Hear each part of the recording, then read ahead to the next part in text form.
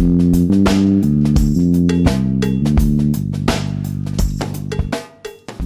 right, everybody. It is Monday, February 22nd, 2021, and this is the Fight Business Podcast. I'm your host, Patrick Auger, and today we're going to cover a bunch of stuff that we were going to talk about last week before Texas just decided to have an ice storm and ERCOT just didn't do what they needed to do to keep the power on. So I do apologize for this being delayed. We are going to do 2 shorter episodes this week to cover a lot of what we were going to cover last week, as well as add in any new information that may pop up during this week's business cycle news for MMA. But appreciate you guys for having patience here. And for those of you that reached out to me, I really appreciate that as well. I am fine. I got very lucky compared to a lot of other people. If you or anyone you know are in Texas and you still need water or help or anything of that, definitely reach out to me. I do have friends all over the state, especially with water distribution going around. I want to make sure you guys are all good. So feel free to hit me up if you need to. Apologize for the ragamuffin look. Again, with water and power issues, it's been a nightmare. I promise by Thursday I'll be back to my cleaner self, but that's why I'm looking like a frat boy, essentially. But with that all being said, let's go ahead and move forward. We've got big topics to cover. So for this episode, we are going to talk about Kamaru Usman's reported UFC 258 pay-per-view salary, as well as the UFC 258 pay-per-view buys. Numbers were released. I'm going to pretty much tell you how much of that is bullshit, how much of it is real, everything of that nature. We'll walk through it. Then we're going to talk about the PFL doing a big round of fundraising. This is a very big deal for them. It's going to be a huge deal if they use it in the way that they said they were going to, which I will cover here in a little bit. And then lastly, we're going to hit the Bellator ranking system. The business ramifications of that are pretty big, and we're going to go ahead and talk through that and what it means for the promotion, for the fighters, everything that these new promotional rankings really touch on from a business perspective. So with that in mind, we've got timestamps on the bottom as usual, and you can jump around to whatever subject you like. I may throw in 1 or 2 little tidbits at the end too, depending on what time frame we're looking at here. But again, appreciate your patience, and let's go ahead and get right into it. All right, so the first subject I want to talk about here on today's show is the UFC 258 reported pay-per-view buys, as well as reported salaries. So there was a particularly popular tweet that got picked up by some journalists, as well as a lot of MMA Twitter, talking about the reported pay-per-view buys being in the neighborhood of 500,000 buys, and Usman getting a salary of 1.6 million when you calculated his base plus the amount he would get per buy. And a couple of news sites also reported on that. They took the info, the original source info coming from MMAsalaries.com, and ran with that, wrote up several pieces about it, said, yes, 500K buys, all of that. Now, look, I predicted 500K pay-per-view buys a while back. 2 show, really just 1 show now. Sorry. It's been ages down here in Texas. So I predicted 500K buys. I would love for that number to be true, but you can't trust these numbers at all. These are the type of numbers that are just blatantly wrong. And how do I know that? If you look at MMAsalaries.com and you go look at UFC 257, right? Or any other of their pay-per-view numbers for that matter. UFC 257, they have 2 million buys. Now, Sports Business Journal and several reputable sites that I do trust to probably be in the correct ballpark at least, reported 1.6 million pay-per-view buys for UFC 257. So that's a 400K, just completely wrong. There's no source on them. I've never heard of MMAsalaries.com before this happened, and all these reports came out from a couple of other smaller sites taking that number and running with it. There's no real reason to believe these guys. It's pure conjecture. There's no evidence. There's no citing any real sources. They say it's an estimate based on previous buy salaries and all of that. That I can believe, where they're looking at previous salaries before they changed the rules. But remember, Nevada, the Nevada State Athletic Commission changed the rules so they don't report salaries anymore. They haven't for a while now. It's been months, more than that. Like so to say like, yeah, we're going to go ahead and just use this last number from, way back here. And yeah, sure. I'm sure the base salary, it's fine. Right. All that. And do conjecture on pay-per-view buys with no source listed whatsoever, other than these are estimates based on what we know. No real sources. I mean, that's rough. And if MMAsalaries.com and anybody's watching this or sees this and is like, oh no, it's reputable, they do have real sources, by all means hit me up. I'm okay to be wrong about this if there's actual evidence. But from right now, this seems like somebody just went ahead and just said, yeah, that sounds about right. Or dare I say, watched my prediction and was like, yeah, sure, that's probably right. Just through there. That's probably giving myself too much credit. I know it is. But point is, there is no real evidence here that is correct. They have missed pay-per-view buys in the past. You can't believe this. Yet, this tweet, went wild.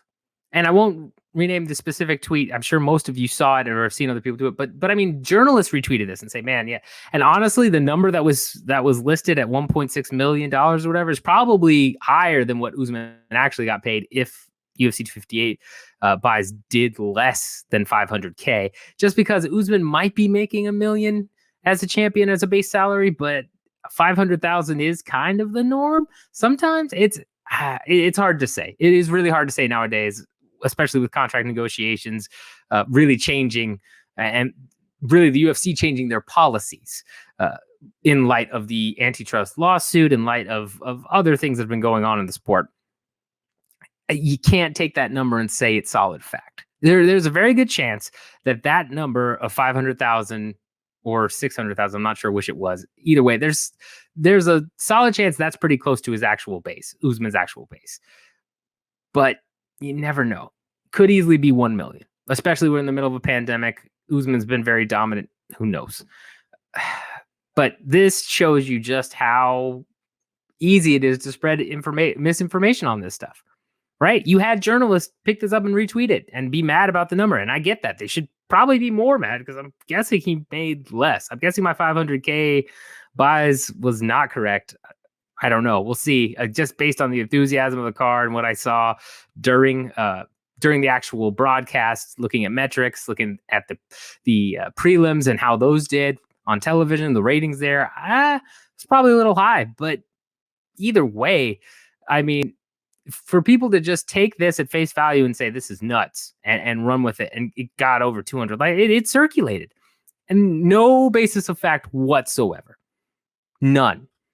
And then several other smaller news outlets saw that and just was like, "Yep, I'm gonna go ahead and just run on that," and wrote stories on it. And I'm not gonna call those news outlets out because that's not my thing. But it just shows you again what I've preached on this podcast many a time. You're probably sick of hearing about it, but until this shit stops, I've got to preach about it. You can't trust salaries or pay-per-view numbers nowadays. It's too hard. There are very few instances when you can look at a pay-per-view buy rate or a person's salary in a state where it's not disclosed. I think California still discloses it. A couple other states do. So yeah, base salary at least, you might be able to get an idea of that. But in any state where it's not fully disclosed by the commission, and if you're not getting the pay-per-view numbers from, honestly, I don't even know. Because even, Bob Iger, when he was the CEO of Disney and he touted McGregor versus Cerrone's pay-per-view buys at about 1 million. No, turns out it was 1.3 some. Because McGregor actually showed the paper. That's the only time you're going to get actual pay-per-view buy rates that are very solid and in a 90 to 95% ballpark nowadays. I do trust Sports Business Journal and some of the other bigger sports businesses sites. I believe they do have sources. They can still be wrong. I think they probably are in a lot of cases. It's hard for them not to be. That's not a knock on them. But I do trust them to do their due diligence. But other than that, look at this. The people ran with this. And it's infuriating. So my ask from you guys, the viewers, is, if you see this happening, make sure to check. Be like, yeah, you know what? You're just retweeting this. Where's the source? Because you should know, if you watch this program, you should know that most of the time it's just bullshit. It just really is. And I don't know what Usman got paid. It's certainly too low. I think we can all agree on that. I doubt he's getting a bunch of crazy discretionary bonus in the background, which UFC discretionary bonuses I am going to cover on Thursday's episode. So stay tuned for that, because there's some really good info that came out from a couple of sources this past week that we want to dive into. But again, you see those numbers, Do not take them at face value, please. I know you guys know better, but spread the word. Make sure that you're saying, where did you get this from? And if you know it's BS, make sure to call them and be like, that's not a correct number at all. It's not even remotely correct. In this case, if you messed up UFC 257 by 400,000 buys, I don't know what to tell you. Could it actually be 2 million? Maybe. We'll see if Connor comes out one day. It's like, yep, here it is.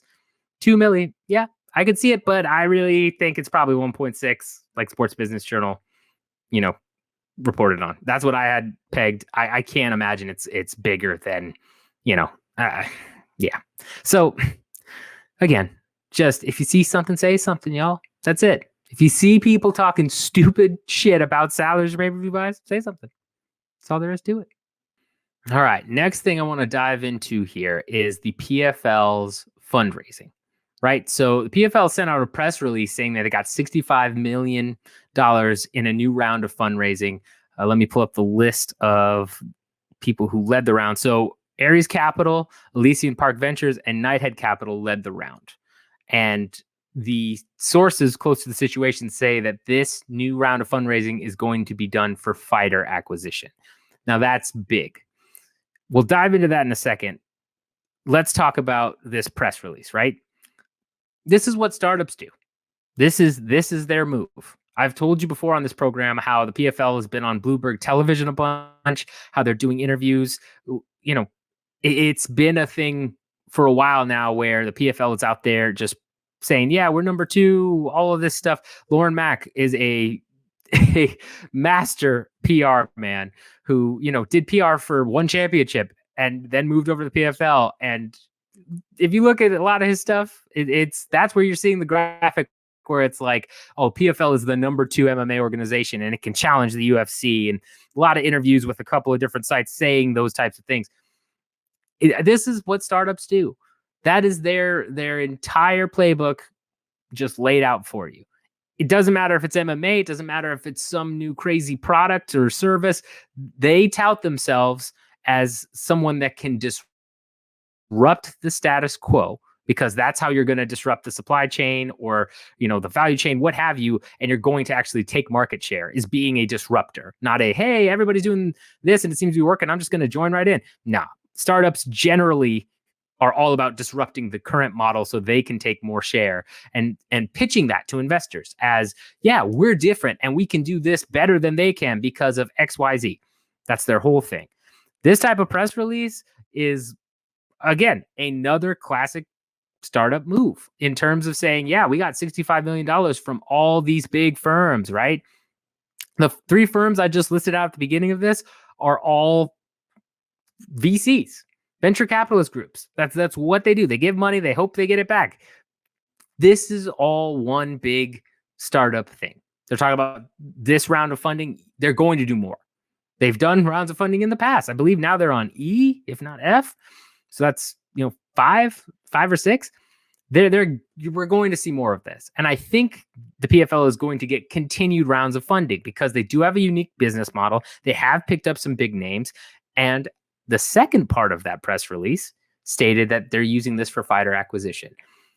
That is a key piece of this. And I'm assuming why a lot of those companies forked up, a total of $65 million, because they are now pitching themselves as, yes, okay, we've got the new format, right? That was their initial goal and their initial pitch when they first started this was, look, we're going to do this in a fair way that, football fans or basketball fans or MLB fans can relate to, or any of the big sports NBA, anyone can relate into this tournament style format, right? This is a very easily digestible type of MMA format for other sports fans.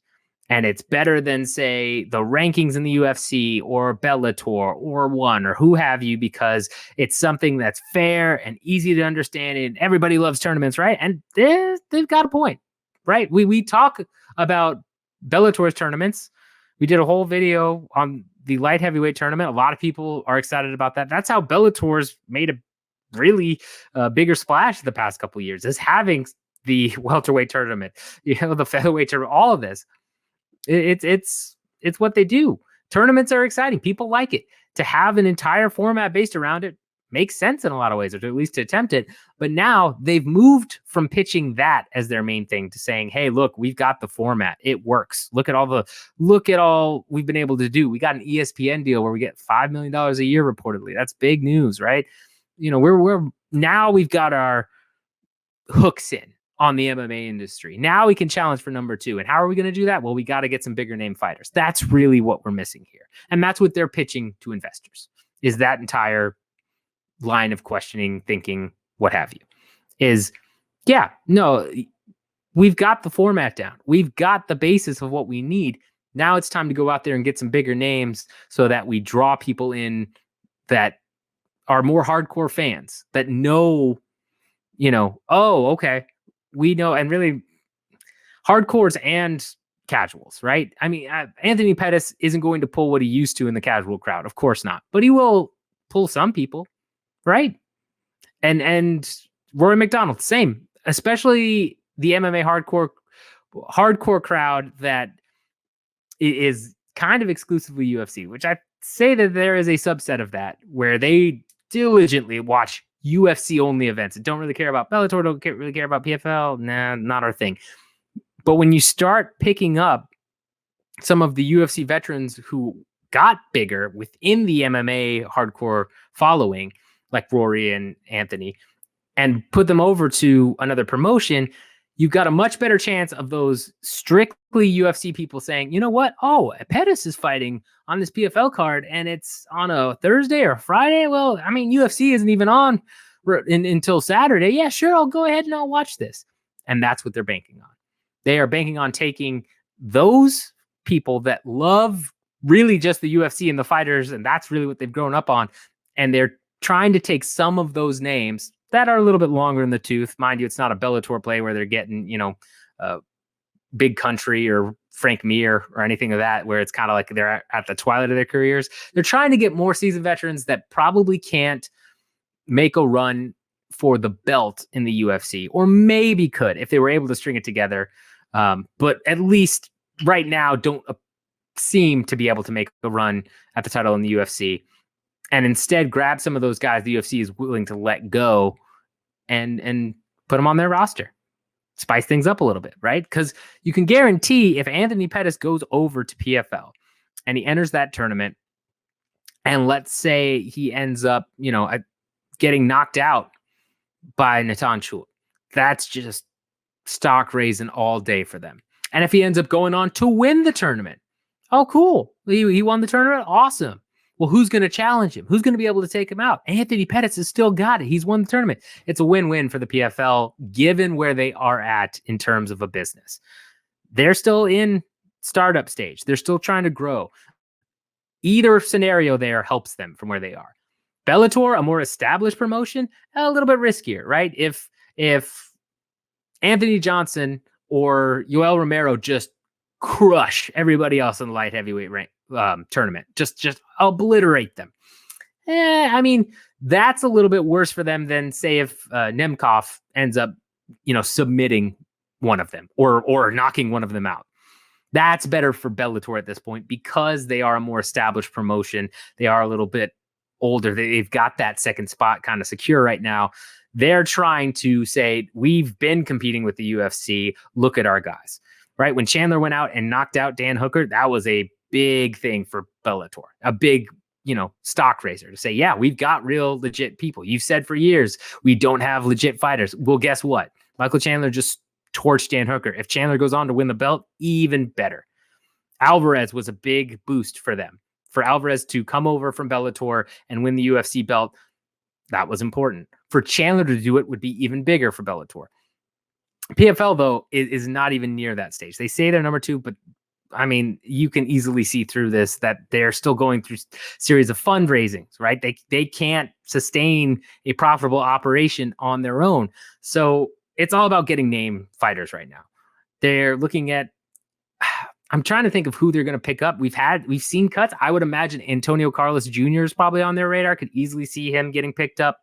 Not for this season because it's obviously closed, but for next year, could see a couple of bigger names for either Bellator or UFC that as these cuts happen in the UFC, especially the names of people like Antonio Carlos Jr. on that level where you recognize them, maybe in the top 15, maybe just outside the top 15, but a recognizable name. He gets cut because he's making too much money, hasn't really panned out on how the UFC wanted, can bring in a contender series guy. That's prime fodder for the PFL. And that's also something Bellator will probably compete with them on, right? Bellator has picked up a couple of those guys. I mean, Anthony Johnson and Yoel Romero, very big wins for the promotion. They're not looking to do it as much. They're not in that same mindset where they were before. So it's not going to be as competitive, I would say, in terms of Bellator really fighting with PFL over everyone. Maybe certain people, but for the most part, I think they'll kind of just pick and choose whoever's available. But I really feel like the PFL has a big opportunity here if they're able to get the right names and put on the right shows. Because if you're able to say, stack a welterweight division with Rory McDonald, Pettis, who's not there right now, he's at 155, but he says he wants to go back up to 170.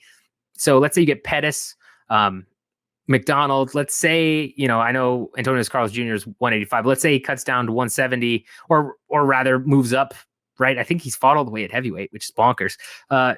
You can get some good divisions in there where people don't necessarily have to follow the PFL to recognize names. And that's the key. It's getting the UFC crowd, not just the casual audience, everybody out there, because they're going for that too. But really the format of the PFL is trying to grab those casual viewers that maybe don't watch MMA very often or don't watch MMA at all. They're really trying to hammer home the format for that.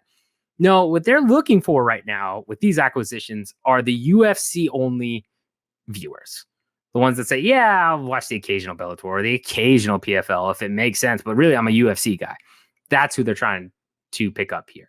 Because if you get enough known names, especially UFC vets in PFL in that tournament format, I think you can take a fair amount of that viewership. We'll see how it pans out. This year is going to be a big test for that because this by far is their biggest year in terms of, having UFC vets in every division pretty much. So we'll see how this pans out. But I really think that's the play here. It's important that they got that series fundraising. $65 million will easily get them through this year and probably another year or so. Depends on what their burn rate is. But I would imagine, you're looking at 1 or 2 years with this series fundraising. We'll see if they need to go back to the well sooner rather than later. Because I will tell you this, they are going to announce another fundraising series at some point. It's going to happen. But the ratings this year are going to be very big. And also because they've done the ESPN deal, right, similar to the UFC, we may not get a full grasp of what the viewership is in terms of ESPN Plus type of, watchers, viewers, what have you. So we'll see what happens. But this is the play. It's a startup move. It's a, format. We've got the format set. Now we just need the fighters. If the fighters don't deliver, if their ratings crash, then it's trouble for the PFL. So this season's going to be a big one, especially since they had to cancel last season. This is a big win or go home moment for the PFL, and we'll see what happens. All right, last big thing I want to talk about on today's episode is the Bellator promotional rankings that were announced. So if you haven't heard yet, we are going to get a similar set of rankings for Bellator that we see in the UFC. We'll have a champion and then a 1 through 10, not a 1 through 15, just a 1 through 10 in each division, a men's pound for pound, a women's pound for pound. And it's going to be made up of a pretty impressive media panel. I know a lot of the guys that are on that panel got some good integrity there. I think that's a good call in terms of, I honestly think it's maybe stronger than the UFC's media rankings panel. So that's impressive. And really, we want to take a look at what this means for the business side of things. When it comes to promotional rankings, it is a system that benefits the promotion far more than the individual fighters. So while it's cool as fans, we now get to see a ranking system and we get to say, oh yeah, I want to see ranked, number 4 light heavyweight fight number 1, and the winner of that's probably going to get a title shot outside of these tournaments, right? What it really does is it gives the promotion a fair amount of leverage. We saw this back when the UFC was really growing their empire. A big thing that helped them to become this unstoppable force that is now worth $4 to $7 billion, depending on who you ask, and just way far ahead of all the competition, is they got so many fighters that were ranked in the top 10 in the world and put them under contract and kept extending those contracts. So they kind of just hoarded them so that other promotions couldn't take those people. It was a big thing. It was a huge part of their success. If you were ranked, 1 to 5 or 5 to 10 in the world, that was someone that was more likely to have a longer contract length, as well as be higher paid. And that was something that really changed the game, because if you hoard all of the top fighters in the world, it doesn't matter what any other promotion does, they're still never going to be the best. They can be the champ, but they're never going to be, they're going to be the best. Michael Chandler is amazing, but he's not better than Habib. No way, man. I mean, he's not even better. He's not even a top 5 guy, right? I know you guys have friends that say that. I know some of you might say it. I've said it before when I was younger, for sure. That was part of the UFC's entire plan to build their empire, and it worked, because you could argue now, right, that there are champions in other promotions that may be able to take on UFC champions. But for the majority of MMA fans, they're not going to think that. They're still going to think the UFC is the cream of the crop. And it was all about building the brand to emanate that message and say, yes, we are the best. We get the best fighters together. So let's circle this back to rankings then. By instituting promotional rankings, what Bellator is able to do here is really limit a fighter's ability to negotiate, right? If you're a top 1 to 3 guy in a division, okay, that's going to help you out in terms of, you can say I'm the number 2 ranked lightweight in the promotion. It's time to re-up our contract. I think I deserve a little bit more. And it'll be a minimal bump, but it's really going to hurt some of the guys that maybe are in the 5 to 10 range or below in Bellator, that then try and leave Bellator and go to one or go to the UFC. Because then the UFC can say, oh, okay, yes, you great fighter. Let me see where you are. Oh, you're not even ranked in the top 10 of Bellator's division. Yeah, we're not going to give you a good deal. Oh, yeah, you've had 6 straight knockout. You look phenomenal. That's cool, but you're not even ranked, man. I can't give you, the same deal as some of our newer ranked guys, even some of our Contender Series guys. Who knows, right? I mean, Contender Series is pretty much the floor, so they would probably at least get that. But you get what I'm saying. What rankings do is hurt a fighter's ability to leverage themselves as a star or a big product in free agency and within the promotion itself. It's a simple fact. It makes sense for the promotion to do this. They've been working on this for, I think, about a year or something like that. I mean, I've heard rumors of this for a long time. We had somebody at the Body Lock be asked to be a part of this. They declined. We've done a video on that if you want to check that out, about where media should fit in with the rankings. We've gone over that. Definitely check out that video in terms of breaking that down. But what the promotion is trying to do here is, yes, establishes themselves as a authority of, we've got these awesome fighters. Yes, now you can look through the rankings, and for their fans, right, it makes sense. Bellator fans are going to kind of love the rankings, I would imagine. As a fan myself, I'm going to love the rankings, because you always like to debate, like, what, they're ranked number 4, they're ranked number 7, huh? What? They should be higher, lower, or, oh, no, that's about perfect. Either way, rankings have just always been something that people tend to love. Top 10 lists in general, right, are just whatever reason, we as humans just love the shit out of them. So that makes sense to do for the fans' perspective, but really this is helping them so much in negotiations. The fighters can't do much beyond, say, I'm here, I'm exciting, I'm been on a certain win streak or whatever.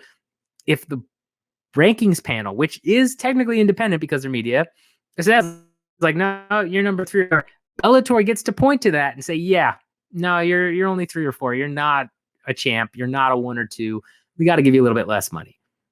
And one championship or UFC says, that's awesome, but you're only 3 or 4. So we got to give you slightly less than, say, Eddie Alvarez when he came over here, or, Will Brooks when we signed him. Yeah, no, those guys were awesome, but we can't give you that because you're ranked 3 or 4.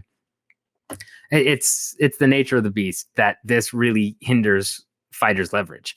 So it's important to note that, because I would imagine you're going to see a lot more fighters speak up about this, especially when it comes to where they end up being ranked.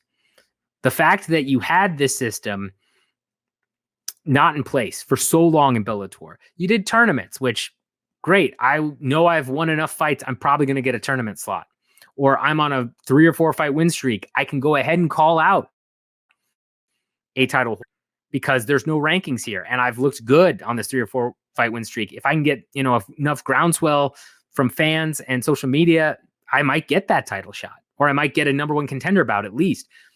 But now they're going to be calling out ranked guys just like the UFC does, where fighters don't call out the champion necessarily. Sometimes they do when they really aren't on position to do so. But most of the time they say, I want a fighter ranked above me. We're going to see all that fun stuff happen in Bellator. A lot of Bellator fighters, I'm guessing, will complain as well, because suddenly it's going to be much more about your ranking position rather than just, oh, I need a fight against a name guy or someone that I know I can beat and string together a big win streak.